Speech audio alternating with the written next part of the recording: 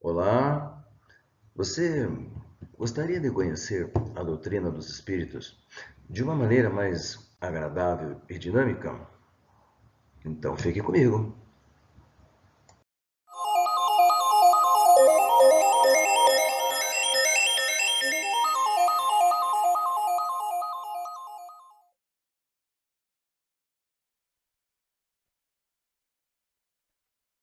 Olá, bom dia, boa tarde, boa noite para você que está nos assistindo.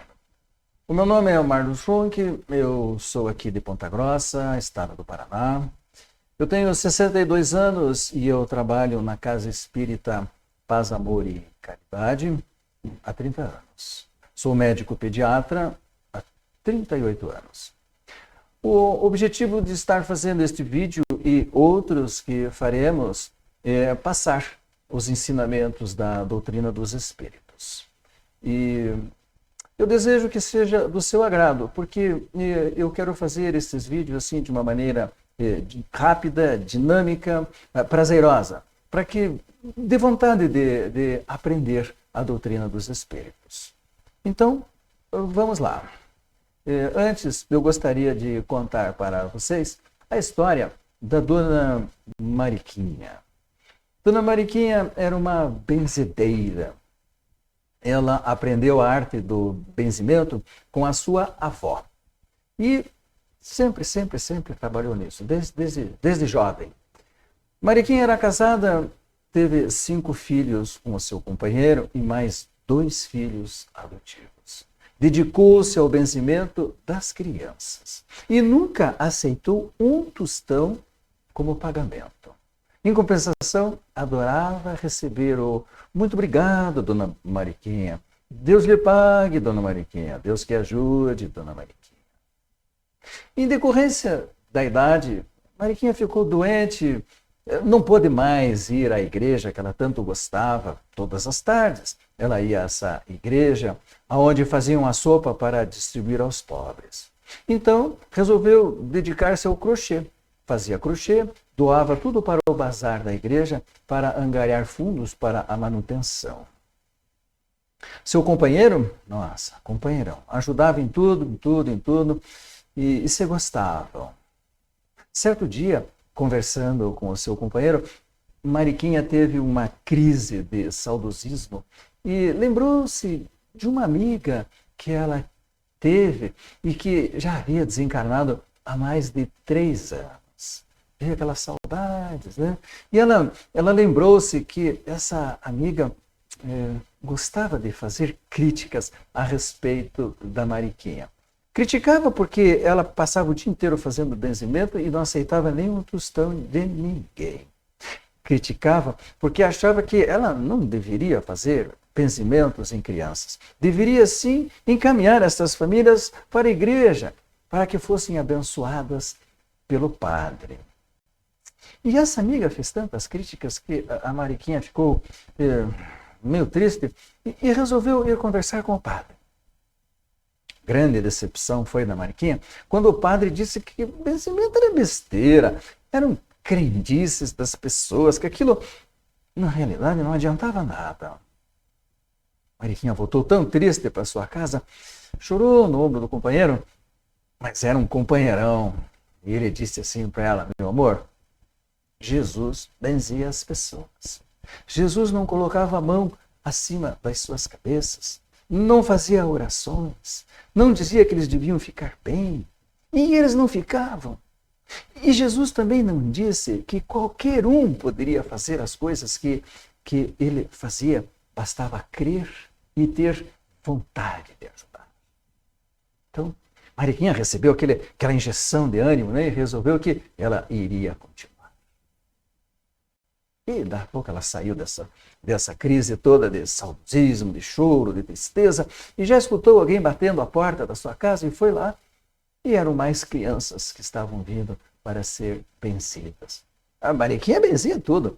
Mariquinha benzia quebrante, criança que não dorme, que não come, criança ranzinza, criança triste, criança enlouquecida. Ela benzia tudo e ajudava todos da melhor maneira possível. atendeu essas famílias, elas foram embora, já era tarde, né? Fechou as portas da casa, foi fazer o seu jantar, jantaram ela e o seu companheiro, os filhos já estavam todos grandes, já tinham todos saído de casa. Após a Mariquinha tomou seu banho e foi para a sua cama. E foi dormir. Quando ela acordou, ela disse assim, ué, o que está acontecendo? Onde é que eu estou? Pois é, Mariquinha estava em um outro ambiente que parecia ser uma enfermaria.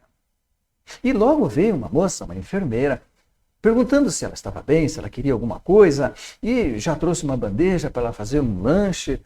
Mariquinha estava muito desconfiada, não sabia o que estava acontecendo. E aí entrou um senhor na enfermaria que ela olhou assim e disse assim, ela parece ser um médico. E ele veio em sua direção, cumprimentou-a e perguntou se ela estava precisando de alguma coisa. E ela disse que ela estava muito confusa porque ela não sabia onde estava nem como tinha chegado ali. Então ele disse assim, dona Mariquinha, eu vou fazer algumas perguntas para a senhora e vou deixá-la pensar. Depois conversaremos novamente, tá bom? E assim ele fez. Ele perguntou para ela, dona Mariquinha, o que acontece com as pessoas depois que elas morrem? Elas vão para o céu? Elas vão para o inferno? Elas são julgadas? E se são julgadas, por quem? Pense, dona Mariquinha. Depois nós conversaremos de novo. E no outro dia, esse médico entrou novamente na enfermaria e Mariquinha chamou discretamente com aceno de mão. E ele veio assim, pois não, dona Mariquinha. Doutor, o senhor precisa me ajudar. Eu realmente estou muito confusa. Me conta, o que foi que aconteceu? Como é que eu vim chegar aqui? Então, o médico aproximou-se dela e olhou-a diretamente nos olhos.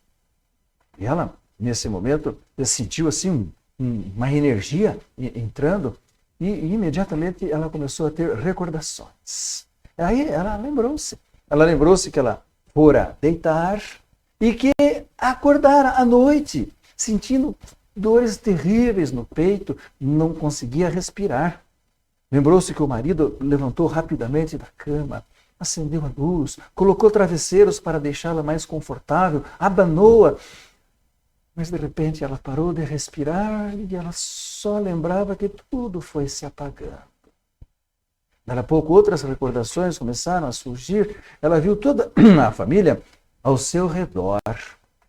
Um médico adentrando ao quarto, examinando, olhando para os seus filhos que estavam todos ali, para o seu companheiro.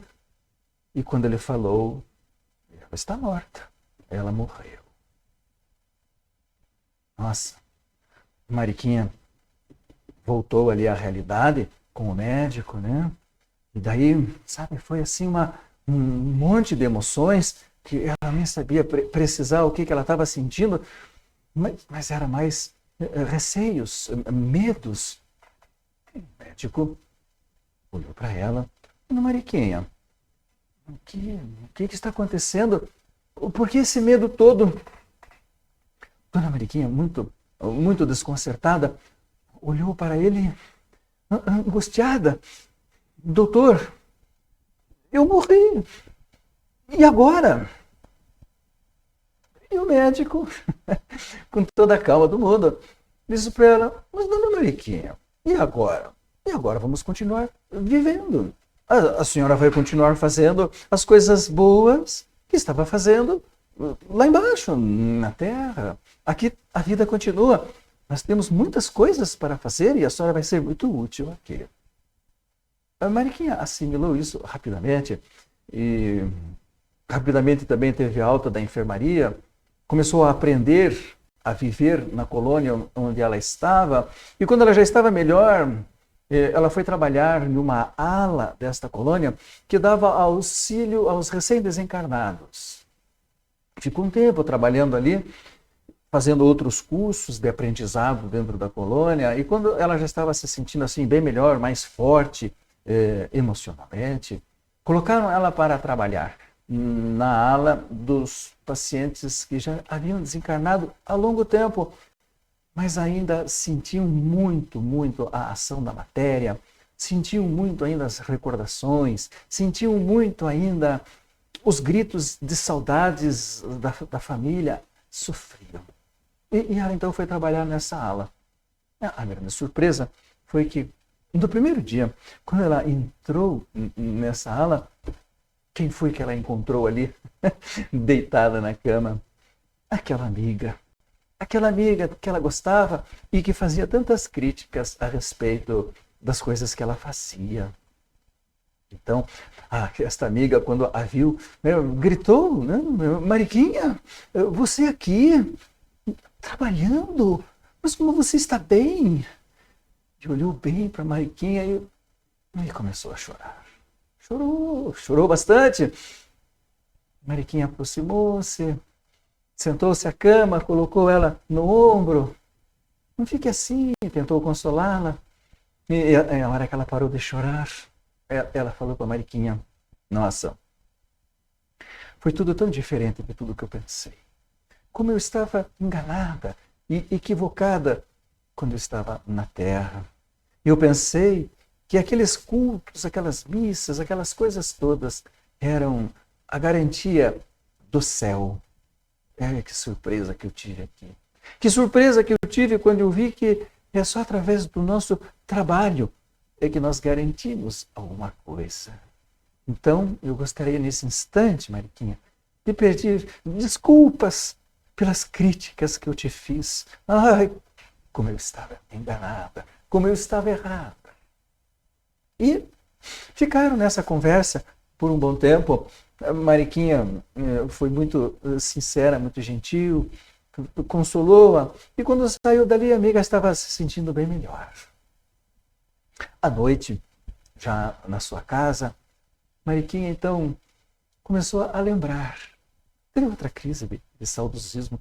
Começou a lembrar da sua vida aqui na matéria, dos vencimentos, das crianças, dos filhos, das pessoas que a procuravam, das coisas que ela fez, que ela disse, que ela ajudou. E ela teve assim uma doce sensação. Uma sensação gostosa de um trabalho bem feito. Lembrou que o trabalho dela ajudou muito as pessoas, mas ajudou muito mais a ela mesma. E o que ela mais estava recordando agora, que mais trazia alegria ao seu coração, eram aquelas palavras. Muito obrigado, dona Mariquinha. Deus lhe pague, dona Mariquinha. Deus que ajude, dona Mariquinha.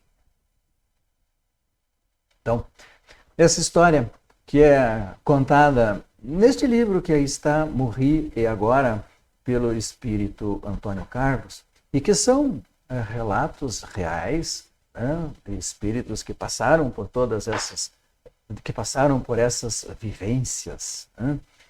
E essa história ela é bem clara, né? Nos mostrando que o que importa para o nosso crescimento individual é a nossa ação, o nosso movimento.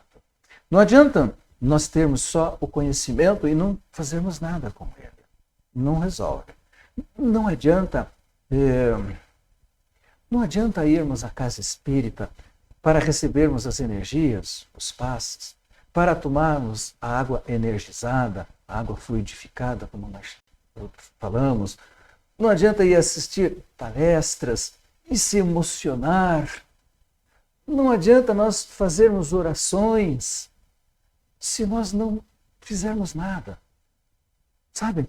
Para nós não sermos maus, basta não fazer nada. Mas para nós sermos bons, nós temos que fazer alguma coisa boa. Então, o conhecimento, ele é importante, porque o conhecimento nos tira da ignorância e do sofrimento. Mas se não houver um movimento, uma ação no bem, em termos de crescimento individual, não vai valer nada. Seremos só um monte de conceitos e de estudos inúteis. Então, não podemos ser servos inúteis. Então, vamos agir. O momento é de ação. Então, dando continuidade, então, ao nosso estudo rápido a respeito do Livro dos Espíritos, hoje nós vamos entrar aqui, olha, nós já estamos na pergunta de número 61, onde Kardec pergunta aos espíritos: existe alguma diferença entre a matéria dos corpos orgânicos e inorgânicos? A matéria é sempre a mesma, mas nos orgânicos ela está animalizada. Olha que interessante. Existe uma energia diferente que dá a vida. E qual é a causa da animalização da matéria?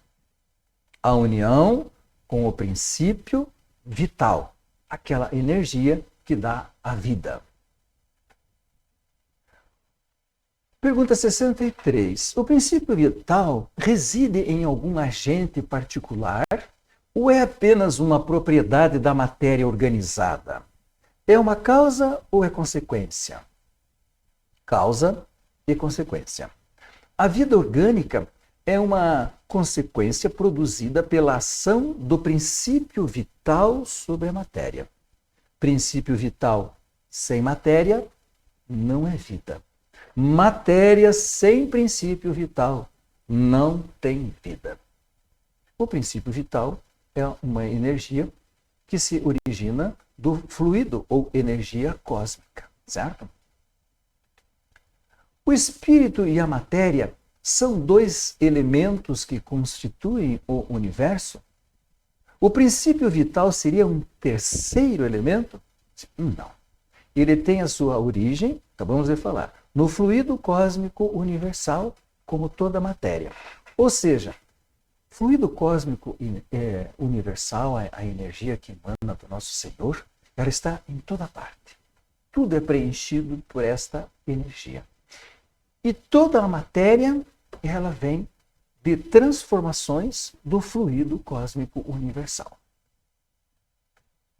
O princípio vital reside em algum dos corpos que conhecemos?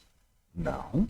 Ele reside no fluido cósmico universal. É o elemento que une espírito à matéria. Então, para que nós, o espírito, possamos ter um corpo deste, para que haja esta união, há necessidade desta energia que faz esta união, que se chama princípio vital. Então, qual a causa da morte dos seres orgânicos? Pergunta 61. Esgotamento dos órgãos. Tá? O que acontece com a matéria e o princípio vital dos seres após a morte? A matéria inerte se decompõe e o fluido vital retorna ao fluido cósmico universal, que é a fonte de tudo. Dando sequência, o instinto. O instinto é independente da inteligência? Não exatamente, pois o instinto é uma espécie de inteligência. É uma inteligência sem raciocínio. Então, no princípio, éramos puro instinto. Depois, tínhamos emoções. Com a evolução, vamos adquirindo a razão. É uma evolução. O instinto não pensa, ele é mantenedor da vida, luta pela vida. É possível estabelecer uma linha de separação entre o instinto e a inteligência? Não, porque muitas vezes eles se confundem. Pois então, hoje em dia, neste grau de evolução que nós já estamos, que aliás nós achamos o máximo, né? Mas não é. O nosso grau de evolução é muito atrasado ainda. Nós temos que cair nessa realidade, né, companheiros? Nós somos espíritos inferiores, de acordo com a definição de Kardec. Quais são os espíritos que habitam os mundos inferiores de expiações e provas, como é a Terra, o nosso lar? Espíritos inferiores. Estamos aqui para aprender. Aprender o quê? Aprender a amar, aprender a respeitar, aprender a ser honesto, sincero, carinhoso, caridoso, bondoso, aprender a crescer espiritualmente. E tudo que nós criamos lá fora, na sociedade, tudo isso, todos esses instrumentos todos, eles servem para o nosso aprendizado. E tudo que acontece na nossa vida, todos os obstáculos que nós temos, teremos ou já enfrentamos na nossa jornada evolutiva, a função deles é de nos ensinar. O grande problema é que nós nos revoltamos. Nós nos revoltamos com outras coisas que vão acontecendo na vida. Muitas vezes não aceitamos. Um pouco de orgulho, um pouco de egoísmo, um pouco de vaidade, um pouco de autopiedade, tem de tudo um pouco, porque todas essas energias, elas estão dentro da nossa casa mental, dentro do nosso coração. E à medida em que nós vamos aprendendo a administrá-las, nós vamos crescendo espiritualmente. E o conhecimento vai nos ajudando, porque nós vamos entendendo os mecanismos do porquê que está acontecendo isso. Por que eu penso dessa maneira? Por que eu reajo desta maneira? Por isso que é importante o estudo. Por que motivo a razão nem sempre é um guia infalível? Ela seria infalível se não fosse conduzida pela má educação, pelo egoísmo, pelo orgulho. O instinto não raciocina. Já a razão permite a escolha e dá ao homem o livre-arbítrio. Pois é.